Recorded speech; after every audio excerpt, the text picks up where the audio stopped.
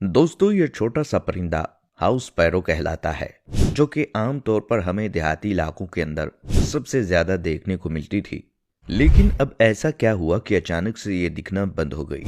मार्च 2011 में express Tribune के अंदर एक रिपोर्ट पब्लिश की गई, जिसके मुताबिक खास तौर पर साउथ एशिया के मुल्कों इंडिया, पाकिस्तान, बांग्लादेश के शहरों के अंदर इनकी आबादी लगभग खत्म होने के करीब है।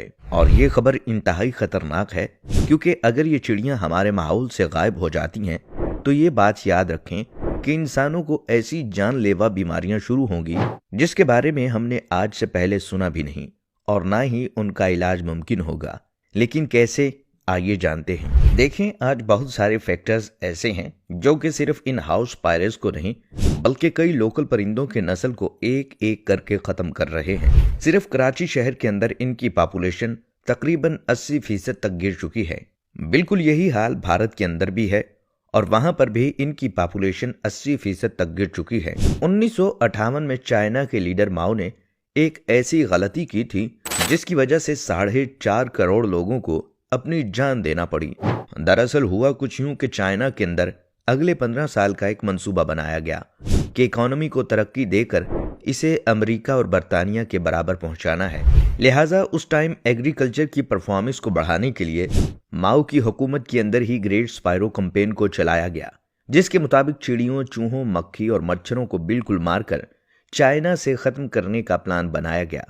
खास तौर पर यह जुल्म इन चिड़ियों पर किया गया, क्योंकि इनसे मुतल्लिक चाइनीज रिसर्चर का कहना था कि हर एक चिड़िया हर साल तकरीबन 4 किलोग्राम का अनाज खा जाती है और फलों को भी नुकसान पहुंचाती है। क्योंकि ये चिड़ियां करोड़ों की तादाद में मौजूद हैं, तो हम इस खाने को बचाकर अपने लोगों के लिए इस्तेमाल कर सकते हैं। लिहाजा इस कैंपेन की बहुत ज्यादा प्रमोशन की गई। इसके लिए बाकायदा एक फोर्स कायम की गई। चाइना के लोगों को मोटिवेट किया गया और पूरे चाइना के अंदर करोड़ों चिड़ियों को मार दिया गया। इनके अंडों और घोंसलों को तबाह कर दिया गया और अगले 2 सालों के अंदर इनकी तादाद लगभग खत्म होने के करीब आ गई। लेकिन ये लोग ये बात भूल गए कि छोटी सी चिड़िया भी इन्वायरमेंट का बैलेंस कायम रखती है, और सिर्फ ये अनाज नहीं बल्कि कीड़े मकोड़ों को भी खा जाती है, जिसकी वजह से इन्वायरमेंट के अंदर इनकी तादाद बैलेंस रहती है। अब इसका उलट हुआ। देखते ही देखते कीड़ों की तादाद बढ़ने लगी, खास तौर पर टिड्डों की आबादी।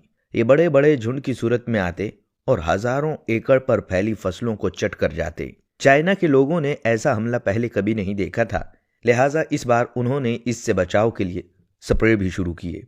लेकिन ये स्प्रे उल्टा फसलों को जहरीला करके मजीद खराब करने लगे और इनकी पैदावार भी हद से ज्यादा गिर गई। फसलें इतनी ज्यादा कम हो गईं कि लोगों को खाने के लाले पड़ गए, कहत पड़ गया और लोग भूख से मरने लगे।